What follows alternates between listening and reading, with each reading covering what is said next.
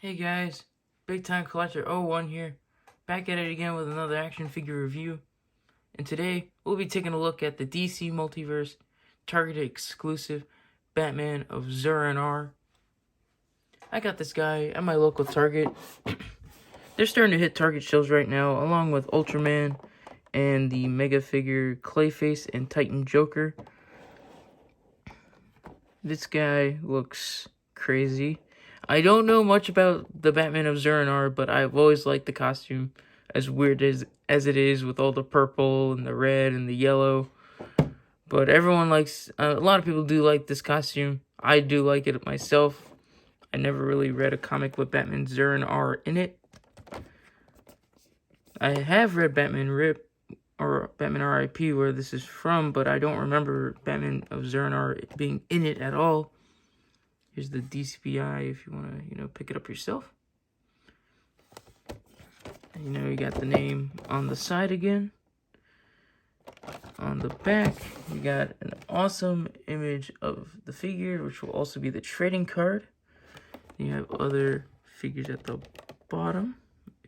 If, want to grab them. I have most of them.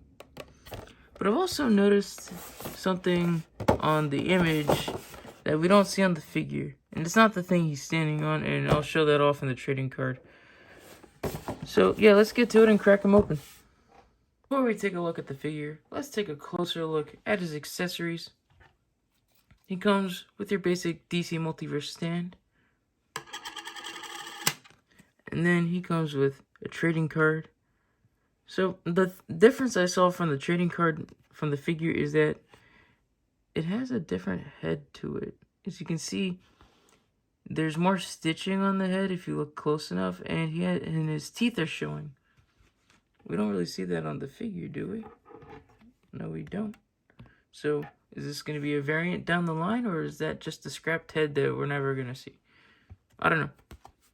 On the back, you have a bio. If you want to read it, pause it right now. And then he comes with two weapons he can hold.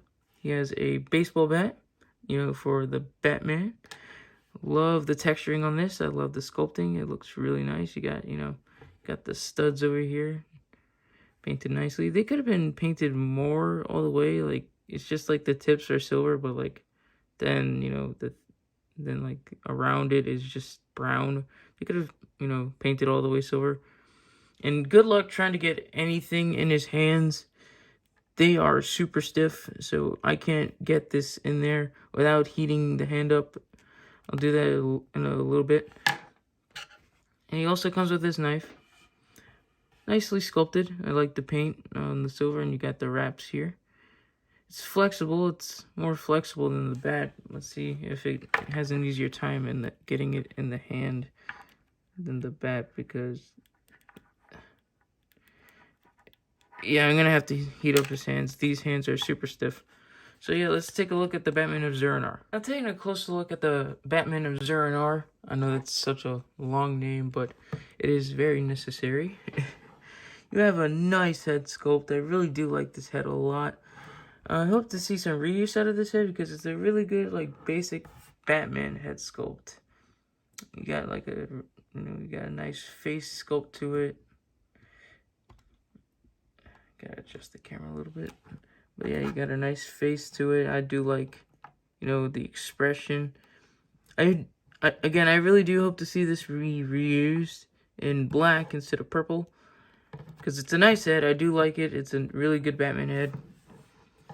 You got an awesome cape. I don't know if this is reused or not, but I do like the cape, and I do like the material. It's a lot flexible. Kind of like the Three Jokers cape. I do like this material a lot. And it's not, it is pegged into the back, but it's not like pegged back here. So it's, like this. So I do like how there's some flow to it.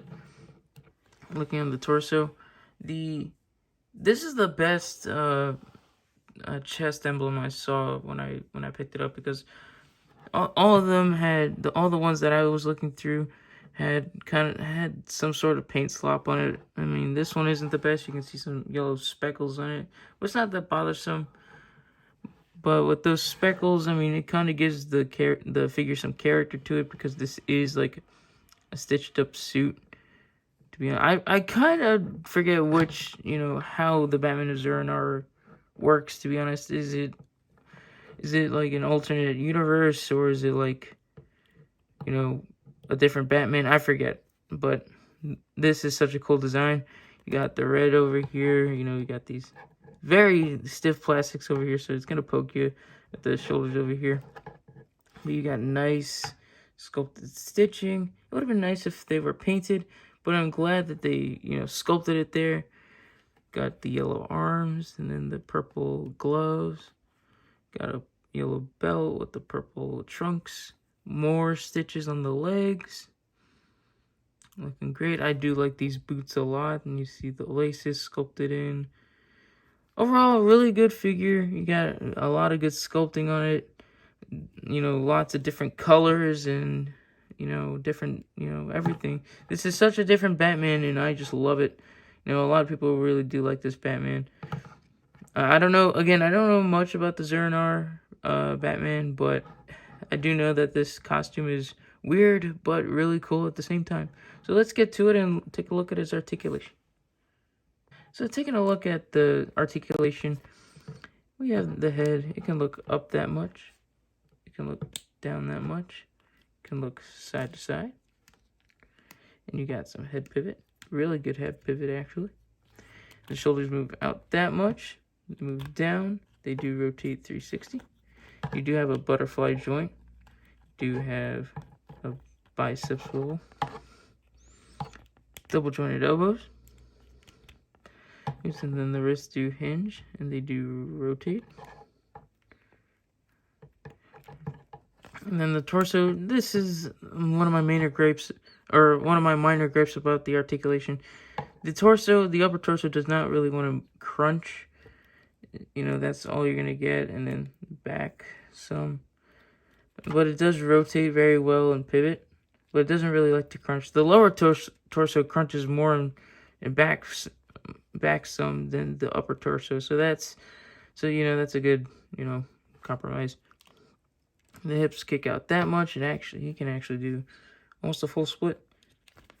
Can kick forward, can kick back. Double jointed knees.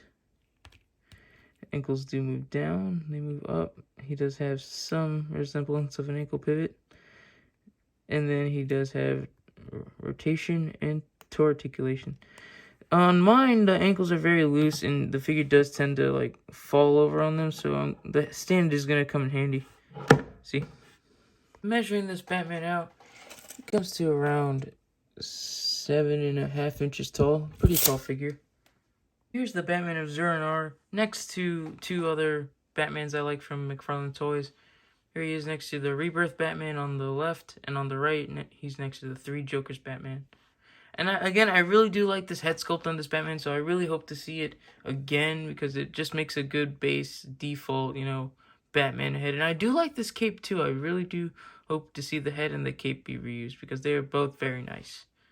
Here's this very weird but cool looking Batman next to two other very weird but cool looking Batman figures. Here he is next to the hazmat suit Batman, that is the Target exclusive light up version, and the Batman designed by Todd McFarlane.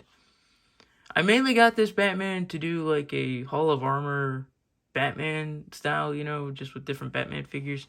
And I think he fits perfectly with that whole weirdness and just different Batman variations. I can't wait to get the two future state Batmans to go along with them, so it's gonna look awesome.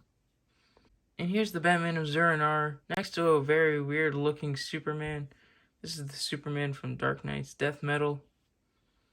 Here's the Batman of Zur-En-Arrh on the rotating base.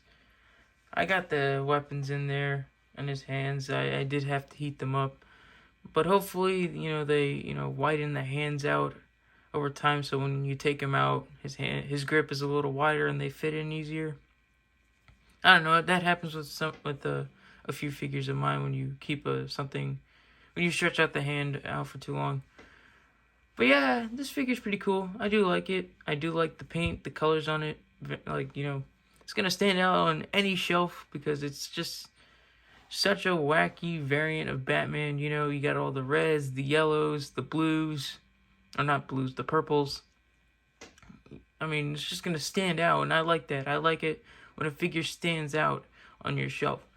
And again, it's just a very different version of Batman, and it's cool. I do like this figure a lot. It's pretty cool. I do have some gripes with it. The ankles on mine are very loose, where he does not want to stand up at all. Like, he just wants to fall over. And I do have a few McFarlane figures that are like that, actually. So, hopefully, they kind of fix that in the future. But that's why they come with the stands, you know, so they can stand up easier. He can stand up on his own, as you saw in the video. But it's very hard for him. And again, the hands are very stiff. But, you know, with some hot water, you can fix that. Overall, I do like this figure a lot. It was pretty easy to get him.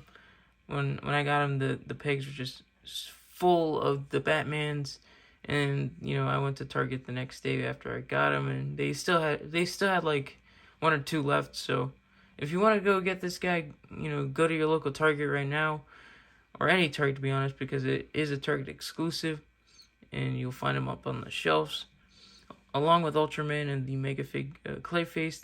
There is a second version of this guy coming out soon, or I don't know when he's coming out, but there is a variant gold label version where he is unmasked, and that is going to be an exclusive to the McFarlane Toy Store when you get a bundle. I forgot what the bundle was. I think it was like the Joker Dragon, Duke Thomas, and another figure, and then if you get that, you get the gold label unmasked Batman of Zur-En-Arrh. Not something I care for, but I'm glad to have the masked version. I hope you guys enjoyed this review. If you did, please leave a like, comment down below, and subscribe. And I'll catch you guys in the next one. See ya.